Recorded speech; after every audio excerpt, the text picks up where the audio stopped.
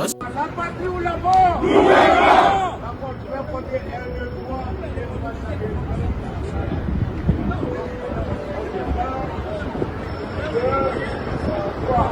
Contre l'affaire humiliante, il y a déjà 1000 ans.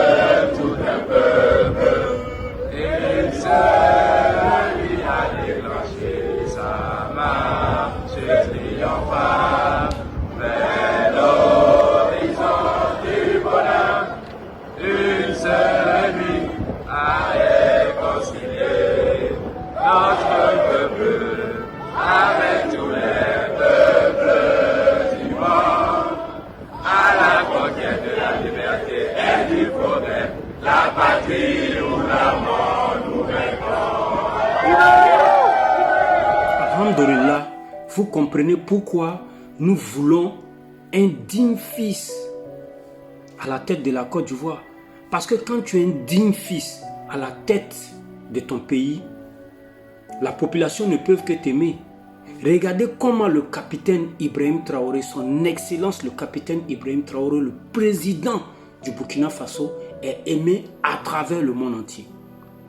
Parce qu'il est franc, parce qu'il est honnête, parce qu'il est digne, parce qu'il lutte pour le bien-être de sa patrie et de sa population. C'est ça un digne fils d'Afrique. C'est la raison pour laquelle nous menons le même combat ardent aux côtés de son excellence le président Gbagbo Laurent. Parce que nous savons qu'il n'y a que lui qui sortira la Côte d'Ivoire dans cette merde qu'elle vit aujourd'hui. Parce qu'il incarne la vérité, il incarne l'honnêteté, il incarne la dignité. Et il se bat pour le bien-être de sa patrie et de sa population, bien entendu. Nous allons suivre la vidéo de son excellence, le capitaine Ibrahim Traoré, fort. L'Afrique, ce continent qui a tant souffert et qui continue de souffrir du fait des impérialistes. Ces impérialistes n'ont qu'un seul cliché en tête.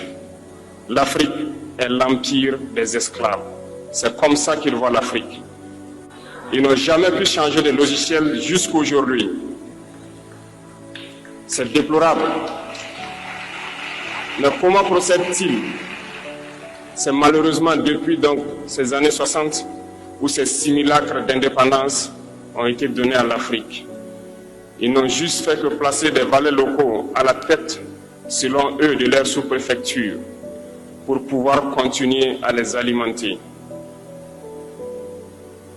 Ces valets locaux que nous allons qualifier aujourd'hui d'esclaves de salon n'ont d'autre repère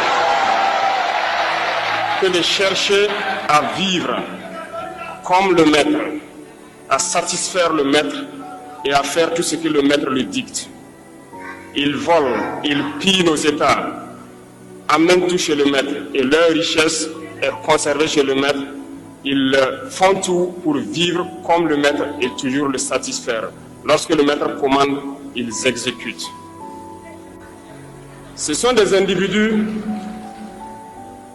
qui n'ont aucune dignité, qui n'ont aucune morale, qui n'ont aucune personnalité. Mais le maître esclave a toujours su identifier ces individus. Ils sont toujours prêts à trahir leurs frères pour satisfaire le maître.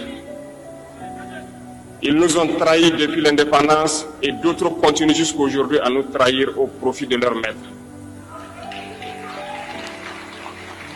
Ces individus continuent toujours, contre vents et marées, à piller l'Afrique, à aider le maître à piller l'Afrique. Ils se plaisent à le dire chaque année dans leurs sondages économiques. Le Burkina est le pays le plus pauvre, le Mali est le pays le plus pauvre, le Niger est le pays le plus pauvre. Nous sommes classés parmi les derniers. Très bien, si nous sommes aussi pauvres qu'ils le disent, mais quand est venu le moment de prendre nos responsabilités, nous avons demandé à ces maîtres de quitter les lieux. Pourquoi ne veulent-ils pas partir? Lorsque nous prenons le cas du Niger, depuis plus de 40 ans, certains pays exploitent l'uranium pour produire de l'énergie chez eux. D'Ottawa jusqu'à Paris, les rues sont claires. Mais au Niger, c'est l'obscurité qui nous est servie.